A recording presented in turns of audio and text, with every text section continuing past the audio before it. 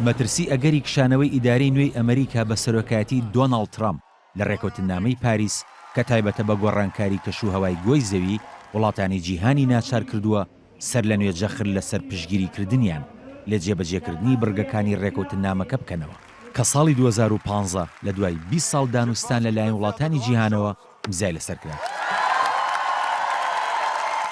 لە کۆنگرەیەکدا کە بە بەشداری نزیکەی 200 وڵات و بە سەرپەرشتی نەتەوە یەکگرتووەکان لە مەغریب بەڕێوەچوو بەشداربووان لە بەیاننامەیەکدا جەختیان کردەوە جێبەجێکردنی ڕێکوتنەکەی پاریس گرنگە و دەبێت بە خێرایی جێبەجێ بکرێت.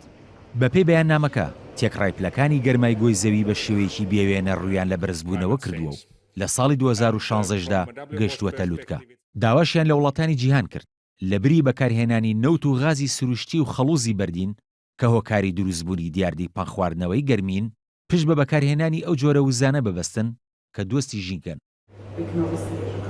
هەر لە کۆنگرەکەدا وڵاتە دەوڵەمەندەکان سەر لە نوێ جەختیان کردەوە ئامانجیان کۆکردنەوەی 100 میلیارد دۆلارە بۆ کۆمەکردنی وڵاتە هەژار و گەشە سندووەکان تا بتوانن لە پیشەسازیەکانیاندا دەرچوونی ئەو غازانە کەم بکەنەوە کە بەرپرسن لە دروستبوونی ئەو دیاردەیە. دۆناڵد ترامپ پێشتر ڕایگەیاندبوو بەرزبوونەوەی پلەکانی گەرمای گۆی زەوی کە گوایە دەرەنجامی چالاکی ئەمرۆیەکانە تەنیا فێڵە و وڵاتەکەی پێوەی پامەد نابێت. لە بەرامبەریشدا سکرتێری گشتی نەتەوە یەکگرتووەکان و سەرۆکی فەڕەنسا هۆشداریان داوەتە ترامپ لە مەترسی کشانەوەی وڵاتەکەی لە ڕێکەوتنی پاریس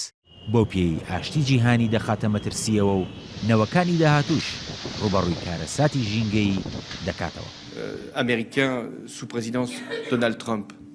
فڕەنسا ئۆلاند ئاماژەی بەوە کرد لەبەر ئەوەی ئەمریکا خاوەنی گەورەترین هێزی ئابووریە لە جیهاندا و دووەم وڵاتیشە لە ڕووی زۆری دەرچوونی ئەو غازانەی بەرگە هەوای گۆی زەوی پیس دەکەن پێویستە لە هەموو لایەک زیاتر پابەندی بەڵێنەکانی بێت و خۆی لە جێبەجێکردنی ڕێکەوتنامەی پاریس نەدزێتەوە.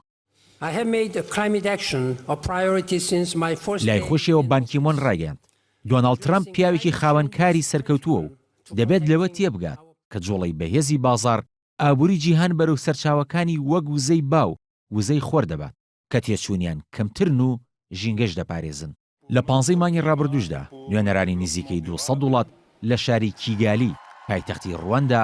ڕێکەوتن لەسەر سنووردارکردنی دەرچوونی غازە هایدرۆفلۆرۆکاربۆنەکان کە لە ئامێرە فێنەکەرەوەکان و بەفرگرەکانەوە دەردەچن و بە پیسکەری ژینگە دادەنرێن. لە ناوەڕاستی ئەم ساڵیشدا جۆن کیری وەزیری دەرەوەی ئەمریکا لە کاتی سەردانێکیدا بۆ گرینلاند لە بەستەڵێکی باکوور ڕایگەیاند دووچاری شۆک بوو لە خێرایی توانەوەی شاخە سەهۆڵینەکان کە هۆکارەکەی بەرزبوونەوەی پلەکانی گەرما و دیاردەی پەنخواردنەوەی پلەی گەرمایی گۆی زەوی. کاروان شێخ مەسین NRT